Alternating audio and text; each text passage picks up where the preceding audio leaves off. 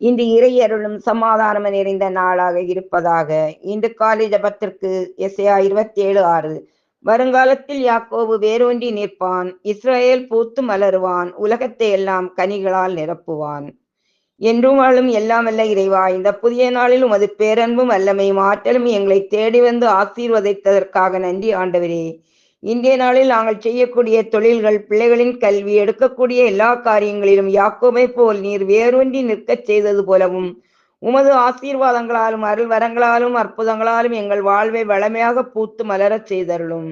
அன்பு ஆண்டவரே, உம்முடைய வார்த்தைகளுக்கு கீழ்ப்படிந்து அதன்படி நீதியோடும் நேர்மையோடும் மற்றவர்களிடம் கனிவாக பேசக்கூடிய நல்ல மனதையும் தேவையில் இருப்போரை தேடி சென்று உதவி செய்யும் நல்ல உள்ளத்தையும் எங்களுக்குள் உருவாக்கியருளும். இந்த உலகத்தில் வாழ்கின்ற ஒவ்வொருவரும் பிறருக்கு பலன் கொடுப்பவர்களாக வாழ்ந்திட அருள் புரிய வேண்டும் என்று இயேசுவின் பரிசுத்த நாமத்தில் ஜெபிக்கிறேன். ஆமேன்.